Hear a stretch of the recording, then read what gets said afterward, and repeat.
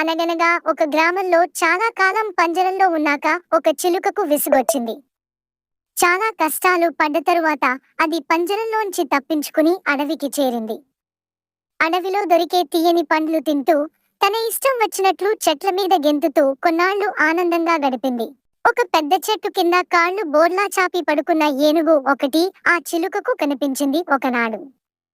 ఆ వెంటనే చిలుకకు ఒక చిలిపి కోరిక పుట్టింది.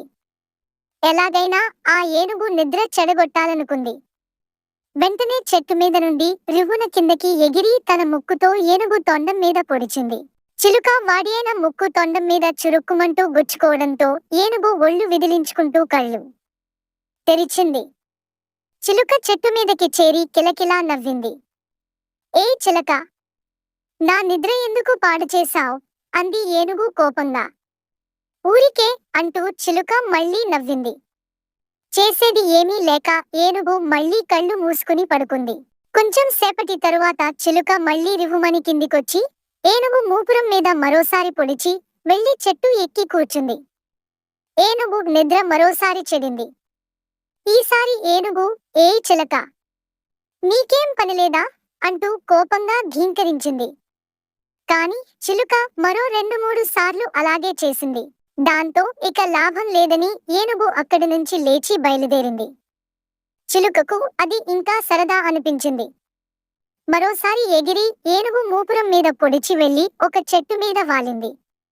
ఏనుగుకి కోపం ముంచుకొచ్చింది. చిలుకకు ఎలాగైనా బుద్ధి చెప్పాలని నిర్ణయించుకుని అక్కడికి దగ్గరలో ఉన్న చెరువులోనికి దిగి తన తల, తొండం తప్ప మిగిలిన శరీరమంతా నీటిలో ముంచింది.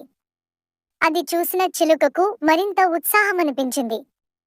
అది అనుకుంది, ఆహా, నాకన్నా 1000 రెట్లు బలమైన ఏనుగు కూడా నా దెబ్బకు భయపడిపోయి వెళ్లి నీళ్లలో దాక్కున్నది చూడు అని.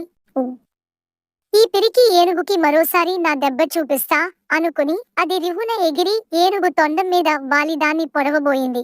కాని చిలుక అలాగే చేస్తుందని ముందుగా ఊహించిన ఏనుగు అప్పటికే తన తొండంలో నింపుకున్న నీటిని ఉఫ్ మంటూ చిలుక మీదికి చిమ్మింది. ఆ నీటి తాకిడికి ఉక్కిరి బిక్కిరి అయిన చిలుక ఇక ఎగరలేక ఆ చెరువులో పడి గిలగిలా కొట్టుకున్నది. దయగల ఏనుగు దాన్ని చూసి జాలిపడి దానిని ఒడ్డు మీదికి విసిరేసింది. చిలుకకు ఇక బుద్ధి వచ్చింది. తనను క్షమించమని అది ఏనుగును వేడుకొన్నది. ఏనుగు గంభీరంగా చిరునవ్వు నవ్వి తన దారిన తను వెళ్లిపోయింది. చిలుకకు పెద్దంతరం, చిన్నంతరం తెలిసింది.